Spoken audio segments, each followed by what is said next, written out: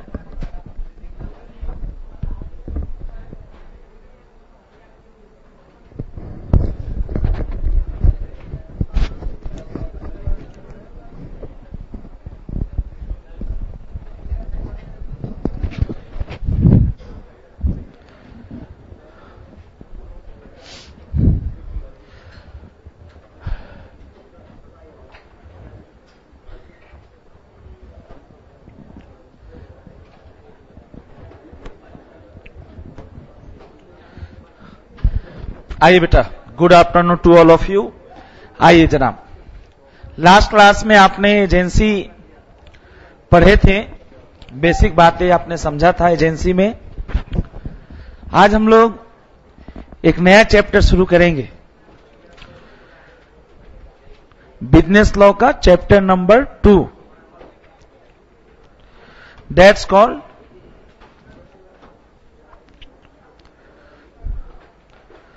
The negotiable instrument act. बड़ा ही प्यारा topic है ये बेटा। You will have at least 8 to 10 marks. अब एक सोच के देखो आप, इतना बड़ा चैप्टर तो कोई नहीं था अब तक जितना भी आपने पढ़ा बिजनेस लॉ में। कॉन्ट्रैक्ट एक्ट के पास 10 नंबर है तो बहुत कुछ पढ़ाता है ना बेटा। वो एजेंसी से लेकर बेलमेंट, जनरल कॉन्ट्रैक्ट सब मिलाकर 10 नंबर है। ये चैप्टर आपको फ्री में दे रहा है 8 से 10 नंबर, बिल्कुल बेटा। लेकिन एक मैं आपको पहले अलर्ट करना चाहूंगा, फ्री में देने का मतलब ये नहीं है कि इसमें दम नहीं है। चैप्टर में बहुत दम है, और अगर मैं आपको ये चैप्टर समझा दिया तो ही बेटे बड़ी बात मानी जाएगी। रीजन है क्योंकि आप जो अकाउंट्स में पढ़े हैं वो बहुत वो उस लेवल तक तो ठीक था। क्योंकि आज हमें लॉ ही पूरा पढ़ना है तो ये थोड़ा सा आपको सोचना पड़ेगा। आज की क्लास में थोड़ा डिस्कस आपको ज्यादा करना होगा, आपकी थोड़ी सी इसमें एक्टिवनेस रहना जरूरी है मेरे लिए बेटे। तो शुरू करें हम लोग आज की बातों को। आइए बेटा, आज शुरू करते हैं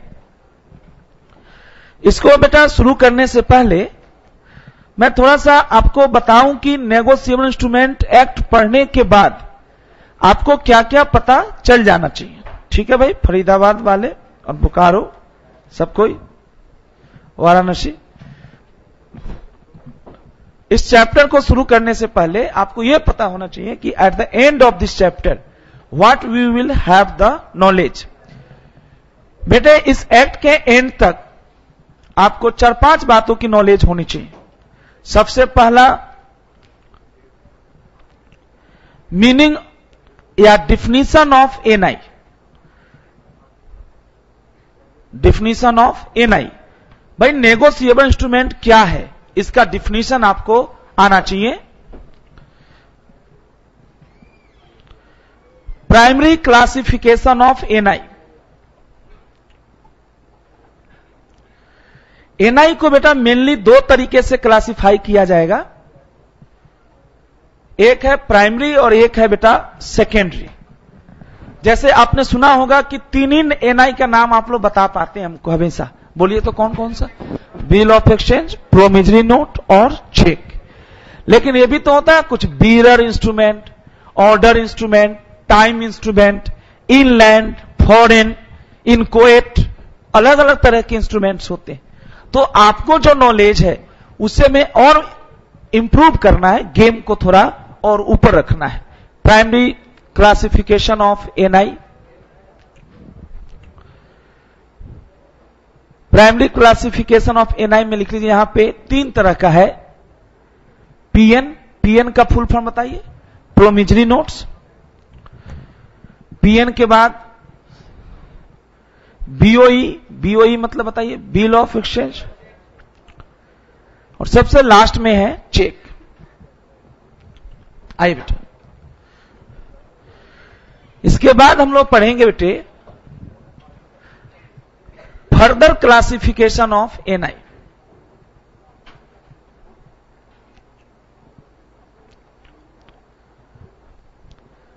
ऑफ एनआई। उसके बाद आपको पढ़ना है further classification of NI, and thereafter we have to learn about two important words, holder and holder in due course.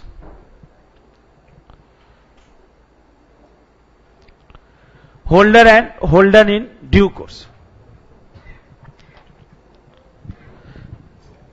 ये सब हमें बेटा पढ़ना है। इसके बाद अपने पास टॉपिक है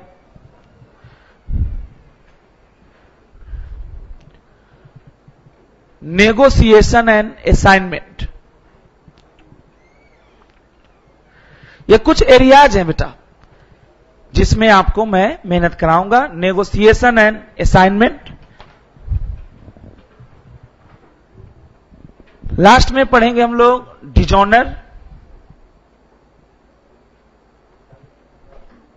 एंड नोटिंग प्रोटेस्टिंग। नोटिंग किसी भाई को याद है? सीपीटी लेवल पे थोड़ी बहुत डिस्कशन होती है। नोटिंग वोटिंग याद है किसी को? जब बिल क्या हो जाता था? डिजॉनर। तो जो बिल का होल्डर था, जिसके पास वो बिल होता है, वो क्या करता है बेटे? कोर्ट में नहीं, एक नोटरी पब्लिक करके कुछ होता है, उसको फर्निश करता है। याद आ रहा है बेटा? तो दोस्तों आज हम वही सब चर्चा करेंगे, dishonour and noting and protesting. Thank you बेटा। तो अभी तो शुरुआत है, ये तो मैंने ऐसे ही आपको एक ओवरव्यू दिया। चलिए इसलिए ओवरव्यू मैं देता हूं कि बीच में बच्चे कभी कभी परेशान हो जाते हैं कि सर ये कितना बड़ा चैप्टर है। चूंकि ये 5-4 क्लास ले लेता है, 3 क्लास ले लेता है, 5 क्लास ले लेता है, तो बच्चे कहते हैं सर कब खत्म होगा। इसलिए मैंने आपको बताया कि आपको एक अंदाजा तो चले कि भाई इस चैप्टर में है क्या। तो दोस्तों अब मैं आप सभी बच्चों को एक बार रिक्वेस्ट करूंगा कि अब मेरी बात को अच्छे से सुनिए। सभी भाई इधर देखिए प्लीज, बाद में लिखिएगा, कहीं कोई इशू नहीं है, सब बाद में लिखिएगा। चलिए भाई सेटेलाइट वाले आप लोग भी देखिए, सब कोई सुनिए मेरी बात को थोड़ा ध्यान से, सब कुछ भूल जाइए। मैं 10 मिनट आपका समय लेना चाहूंगा, फिर 10 मिनट के बाद मैं एक एक चीज लिखाऊंगा, लेकिन 10 मिनट में मैं अपना बेस्ट हमेशा देने की कोशिश करता हूं। ये शायद मेरी कमी भी हो कि मैं चाहता हूं कि 10 मिनट में ही सब कुछ दे दूं, लेकिन इसमें क्या बुराई है बेटा? इसमें बुराई क्या है? अगर मान लो कि मैं 10 मिनट में आपका 10 नंबर का ओवरव्यू दे सकता हूं तो बहुत अच्छी बात हो सकती है। इसको तो एप्रिसिएट करने वाली चीज है बेटा। देखो यहां पे नेगोशिएबल इंस्ट्रूमेंट 2 शब्दों से बना है, एक तो हो गया नेगोशिएबल और दूसरा है इंस्ट्रूमेंट। बेटा नेगोशिएबल का मतलब होता है ट्रांसफरेबल। बोलिए तो क्या बेटा? ट्रांसफरेबल। ट्रांसफरेबल मतलब जो ट्रांसफर किया जा सकता है। और इंस्ट्रूमेंट का मतलब होता है रिटेन डॉक्यूमेंट। प्लीज बोलेंगे एक बार, रिटेन डॉक्यूमेंट। तो दोस्तों लेकिन सभी रिटेन डॉक्यूमेंट इंस्ट्रूमेंट नहीं कहलाता। वैसा रिटेन डॉक्यूमेंट जो राइट्स या लायबिलिटीज क्रिएट करता है। एक बार बोलिए फिर से, राइट्स या लायबिलिटीज। थोड़ा ज्यादा बोलवाता हूं, क्या करिएगा, है ना, छोटे बच्चों को पढ़ाया ना तो आदत हो गई खराब, वो बिना बोलवाए हुए मजा ही नहीं आता। राइट्स और लायबिलिटीज क्रिएट करता है और इसीलिए बेटे है ना उसको हम इंस्ट्रूमेंट कहते हैं। तो नेगोशिएबल इंस्ट्रूमेंट मतलब अ रिटन डॉक्यूमेंट कंटेनिंग या क्रिएटिंग सम राइट्स और सम लायबिलिटी टू रिकवर मनी और टू पे मनी। दोस्तों, नेगोशिएबल इंस्ट्रूमेंट में आपको समझना क्या है कि भाई एक तो होता था, हम लोगों ने इसमें जो नेगोशिएबल इंस्ट्रूमेंट पढ़ेंगे तो our discussion will be restricted for only 3 negotiable instrument. But इसके अलावे भी, इन तीनों के अलावे भी there are lot of instruments which falls under the features of या डिफिनेशंस ऑफ एनआई। आपने कभी छोटे क्लास में पढ़ा होगा सेल्स ऑफ गुड्स एक्ट, अगर पढ़े हैं तो, नहीं पढ़े हैं तो सर और अच्छी बात है। जैसे आपने कभी सुना होगा डॉक्यूमेंट ऑफ टाइटल, कुछ होता है डॉक्यूमेंट ऑफ टाइटल। चलिए उसको भी नहीं सुना है तो रेलवे रेसिप्ट कुछ होता है, रेलवे रेसिप्ट। रेलवे रेसिप्ट भी ट्रांसफरेबल डॉक्यूमेंट होता है, बोलिए हाँ या ना। एक बंदे से दूसरे को ट्रांसफर किया जा सकता है। बट रेलवे रेसिप्ट जिसके पास होता है उसको पैसा पाने का हक नहीं है, उसको गुड्स जो उसमें लिखा है वो मांगने का हक है। जल्दी बोलिए हाँ या ना। लेकिन आज जो हमारी डिस्कशन है इसमें हम उस इंस्ट्रूमेंट की बात करेंगे जिसमें हम पैसे पाने का राइट्स या लायबिलिटी की चर्चा करेंगे। और इसीलिए आज का हमने कहा था कि आज के वीर बहादुर बच्चों, सिर्फ हिम्मत और हौसला से ही सब कुछ होता है। आप 4 क्लास नहीं 40 लगा लीजिए, लेकिन जब तक आपके भीतर वो जुनून या वो आग पैदा नहीं हो रही है या आप रिलेट नहीं कर पा रहे हैं, वो आगे तो बढ़ जाएंगे लेकिन वो अच्छाई नहीं झलकेगी। तो ये जरूरी है कि आप 10 मिनट समझे जाना अच्छे से। एक बार फिर से मैं शुरू करता हूं। भाई, नेगोशिएबल इंस्ट्रूमेंट में हम लोग थोड़ा कह सकते हैं मेढक की तरह हो जाएंगे, कुएं की मेढक की तरह, और हम लोग अपनी डिस्कशन को सीमित कर देंगे कहां तक बताइए? Promissory note, bill of exchange और चेक। भाई, नेगोशिएबल इंस्ट्रूमेंट एक्ट की कुछ या नेगोशिएबल इंस्ट्रूमेंट की कुछ विशेषताएं हैं जो शायद दूसरे एक्ट में या दूसरे गुड्स में इस तरह की विशेषताएं न हो। जैसे सर, अगर आप में दम है तो एक सवाल पूछता हूं। सेल्स ऑफ गुड्स एक्ट कुछ होता है, सेल्स ऑफ गुड्स एक्ट, उसमें गुड्स जो शब्द होता है, गुड्स, सपोज ये जो रिमोट है ये गुड्स है या नहीं है? मूवेबल प्रॉपर्टी है। जल्दी बोलिए, ये इसका ओनरशिप किसके पास है? भगवान सर के पास, टॉपर्स के पास है। मैं इसको चोरी कर लेता हूं तो और अपने पॉकेट में रख लेता हूं, पॉकेट भी नहीं है ना, इस वाले पॉकेट में रख लेता हूं तो मेरे पास इसका पोजेशन तो आ जाता है लेकिन मेरे पास इसका ओनरशिप नहीं आता। अब मैं इसको किसी अच्छे व्यक्ति को भी, अच्छे व्यक्ति मतलब किसी को, ऑनेस्ट व्यक्ति को भी ये सामान मैं बेचता हूं और वो पैसे देकर भी मेरे से खरीदता है, तो भी दोस्तों उसके पास इसका यानी इस रिमोट का ओनरशिप नहीं आएगा। क्यों नहीं आएगा? ट्रांसफेरी तो अच्छा इंसान है। कहिए कि बेसिक कंसेप्ट है कि ट्रांसफेरी को वही मिलता है जो ट्रांसफेरर के पास है।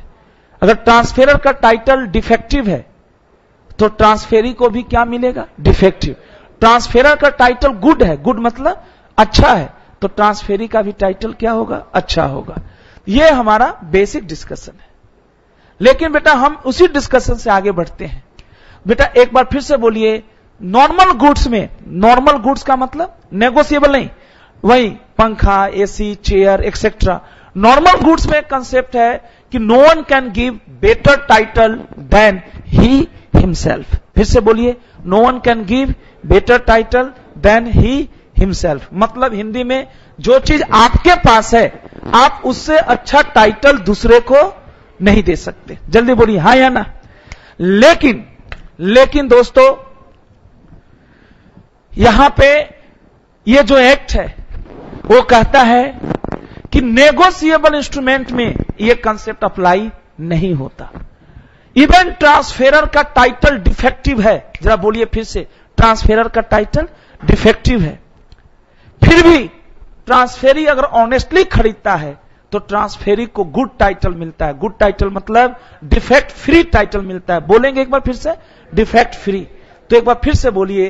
तो मैं यही कहा था कि 100% की बात है। इस पूरे एक्ट को मैं पढ़ाने में 4 या 5 क्लास लगाऊंगा, लेकिन 5 क्लास को छोड़िए, मैं तो बस 5 मिनट में ही, कहते हैं ना बेटा कि जीने के लिए एक पल ही काफी है ना, जीने के लिए एक पल ही काफी है, बाकी अभी नहीं बनाया है, इसलिए भी इतना ही सुनाया है बेटा आपको, अभी इतना ही अभी आया भीतर से।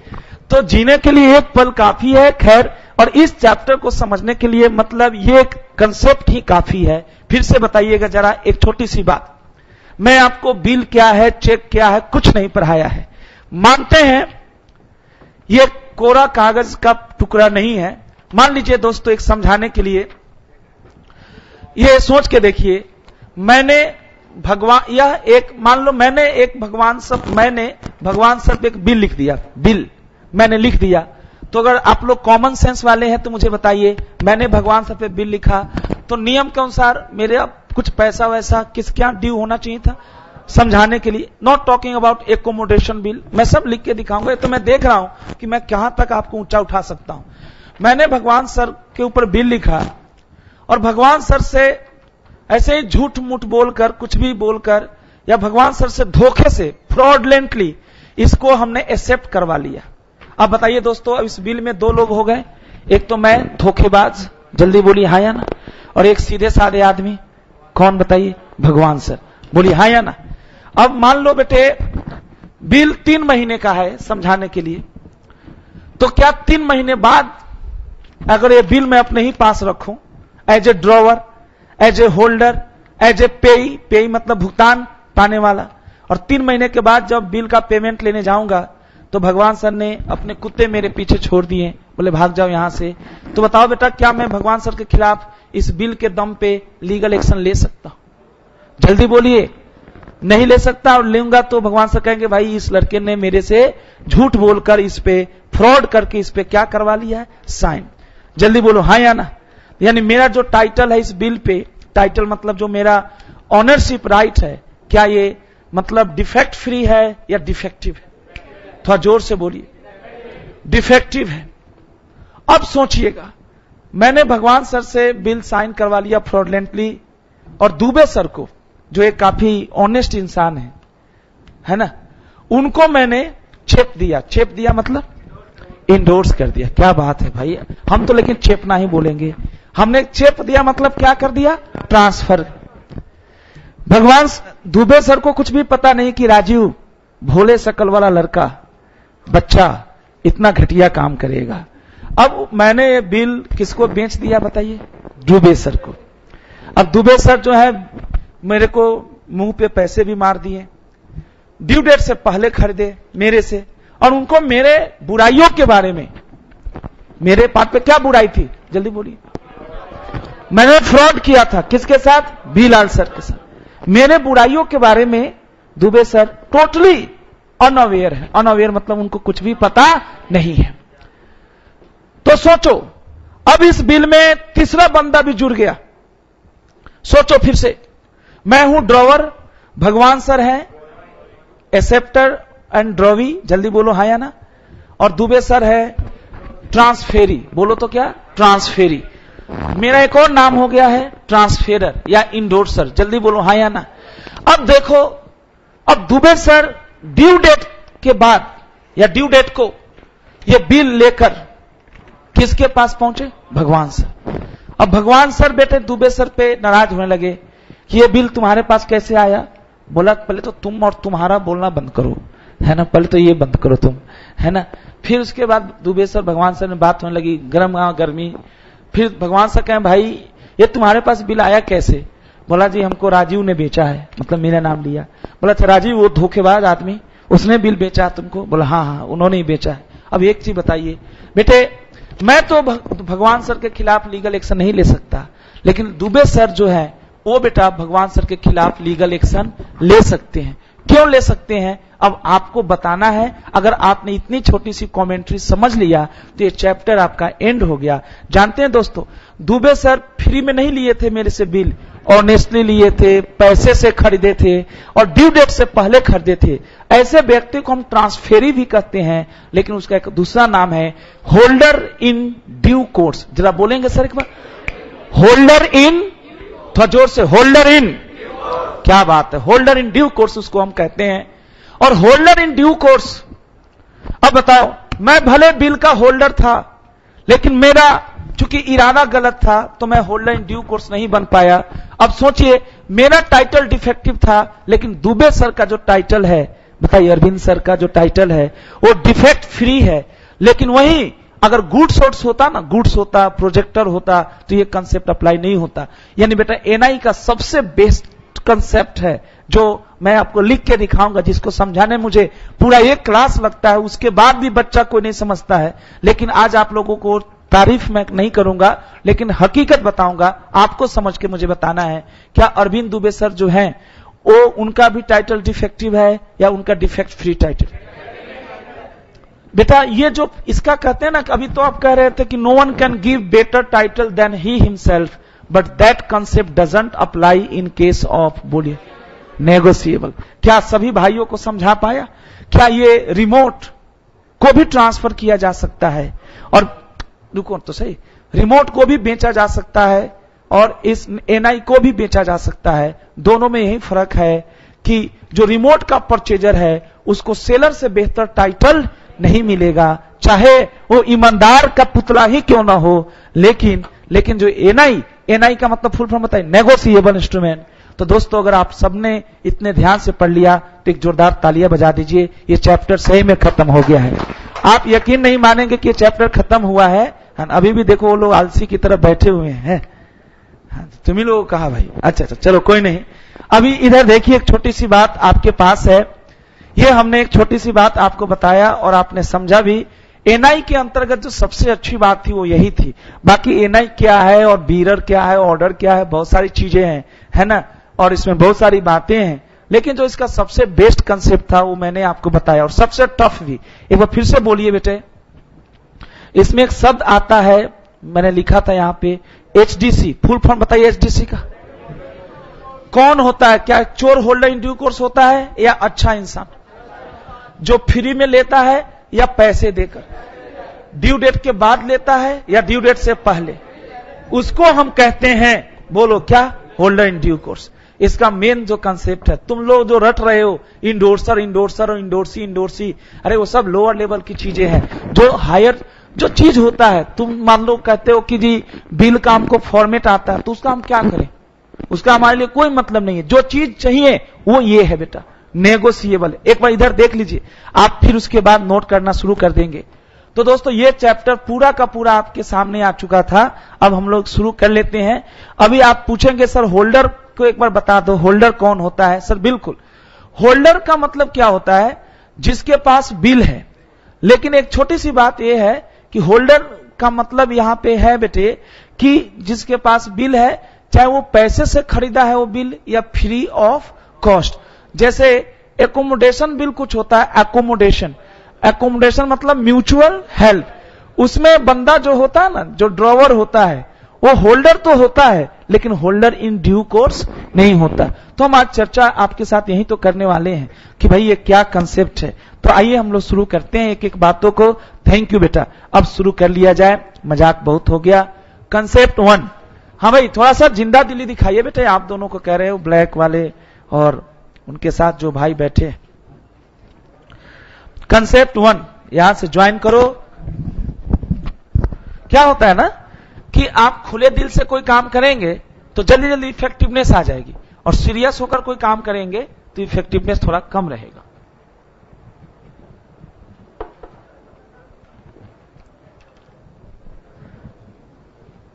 कंसेप्ट 1,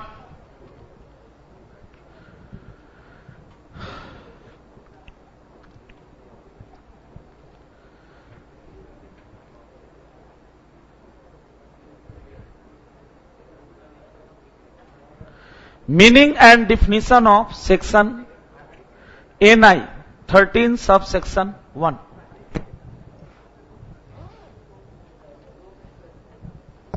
साउंड क्लियर नहीं आ रही है, एक बार चेक कर दीजिए ना। अच्छा, अभी करता हूं भाई, जय नेपाल, अभी करता हूं भाई। साउंड जरा ठीक करो यार, हमें भी फटाफटा साउंड आ रहा है। बाकी तो मैंने, है ना, कोल्ड ड्रिंक्स भी कल नहीं पिया था, है ना, मैच देखने गया था सुकेश सर के घर, लेकिन हाँ लेकिन हाँ बेटा, लेकिन मतलब ऐसा है ना बेटा। और जब भी मैं सुकेश सर के घर जा रहा हूं, भारत जीत जा रही है ना। तो सुकेश सर मुझे कह रहे थे राजीव तुम आया करो। बोला हम तो हमेशा आते हैं, है ना। बोला नहीं नहीं, हाँ आप नहीं मिलते हो चाहे जो भी। बोला नहीं राजीव तुम आया करो, तुम काफी लकी हो। बोला आपने देर से पहचाना, आपके घर वाले पहले पहचान लिए थे, है ना। आपने लेट कर दिया पहचानने में, है ना। हमने कहा कोई बात नहीं, टेंशन मत लो। सुनिए जरा, मीनिंग ऑफ एनआई। आप बढ़िया से ध्यान लगाकर पढ़िए, क्योंकि आप लोग के हवाले ही सब कुछ है बेटा। मीनिंग ऑफ एनआई, क्योंकि आप लोग को जो मैं समझा पाऊंगा वही तो सब कुछ है मेरे लिए। Meaning of NI,